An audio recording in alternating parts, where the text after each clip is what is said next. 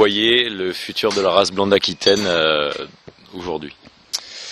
Le futur de la race blonde d'Aquitaine, bon, on sait qu'aujourd'hui le commerce autant femelle qu'en mâle est assez compliqué.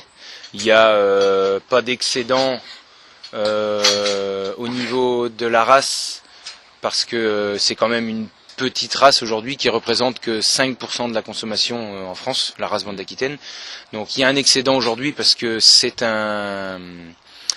une race qui est quand même haut de gamme et je pense qu'aujourd'hui le pouvoir d'achat des gens ne leur permet pas d'acheter de la viande haut de gamme.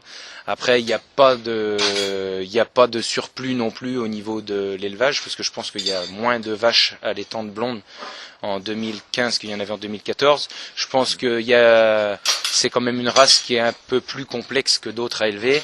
Et je pense que la rareté fera le prix. Oui. C'est pas comme par exemple la limousine qui est en pleine expansion, qui est beaucoup plus facile à élever et qu'on va retrouver partout en grand nombre de plus en plus.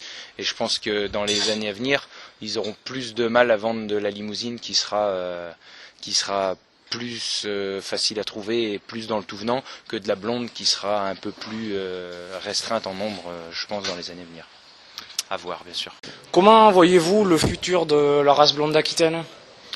Donc dans le modèle, je pense qu'elle passera par de la mixité, des aptitudes fonctionnelles, peut-être la rendre de plus en plus un peu plus rustique et surtout faire très attention aux aptitudes fonctionnelles, donc et notamment le lait, aux qualités maternelles, le lait, que ce soit des bêtes de plus en plus autonomes, qui ne coûtent pas trop à fabriquer, de façon à ce que les éleveurs puissent gagner de l'argent derrière. Merci beaucoup. Saint-Aubin. Comment voyez-vous l'avenir de la blonde? Mais bonjour avant tout. L'avenir de la blonde, c'est une question très globale. Aujourd'hui, moi, je suis éleveur dans le but de continuer dans cette race parce que je la connais depuis petit, parce que j'aime cette race. Je pense qu'elle a un bel avenir, certes, mais en faisant des efforts, parce que c'est une race qui n'est pas de tempérament à être extensive, mais c'est une race qui a besoin d'aide humaine. Pour autant, je pense qu'il y a une plus-value à ressortir de cette race et je pense que à terme, les bons éleveurs pourront travailler la blonde. Voilà. Pour moi, aujourd'hui, un bon éleveur est capable d'élever cette race comme une voiture à haut potentiel, comme une Formule 1. C'est pas une race quelconque qui est livrée à elle-même. Voilà. Aujourd'hui, c'est vrai que c'est une race qui a beaucoup de potentiel, mais qui a besoin d'être aidée de l'homme. Voilà. Qui pour vous représente l'avenir de la race blonde d'Aquitaine? Moi j'ai toujours défendu au niveau de la race les spécificités. Chaque race, il est sûr qu'il faut qu'elle soit productive, il faut que ce soit au niveau de la croissance, au niveau de la conformation, au niveau de la prolificité, au niveau des qualités maternelles, tout ça c'est vrai.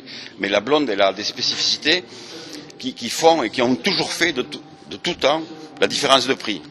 On a parlé de 4 francs du kilo à l'époque, et là on peut parler du prix des boutards, on peut parler aussi des mercuriales que vous avez encore sur Épicure Bovin Viande par exemple, où vous avez 5,60 € la blonde et d'autres races qui sont qu'à 4,20 €. Donc ces spécificités, je pense que c'est un des critères essentiels, sans oublier les autres, et qu'il faut essayer de préserver et de continuer à garder et de ne pas se laisser entraîner uniquement par des chiffres, parce que les chiffres sont, les protocoles d'évaluation, tous les protocoles sont communs à toutes les races, ils ne prennent pas en compte les spécificités de chacune, chaque race a des spécificités et c'est des qualités pour chaque race, et moi je pense que nous en blond, il faut faire très attention à pérenniser ces spécificités. D'accord. Comment voyez-vous le futur de la race blonde d'Aquitaine?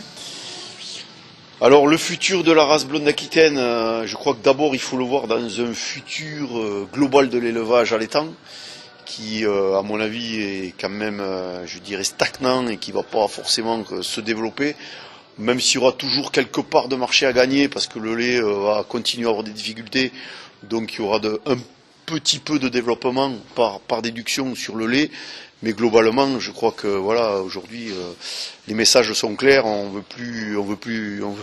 pas plus d'éleveurs, on veut pas plus entre guillemets comme disent de pollueurs, alors que je pense que c'est l'inverse. Et malheureusement, et on a de moins en moins peut-être de passionnés, parce que c'est un métier qui, par vocation, si on l'a pas de passion, je crois pas qu'on est éleveur pour la raison, on l'est plutôt pour la passion. Donc, et là-dedans, la blonde d'Aquitaine, mais je crois qu'elle va continuer à rester ce qu'elle est aujourd'hui, c'est-à-dire une race qui a une image de qualité, qui est diffusée pour sa viande de qualité dans un marché haut de gamme. Donc certainement qu'on aura une baisse du nombre d'éleveurs, du nombre de vaches, mais ça c'est pas grave.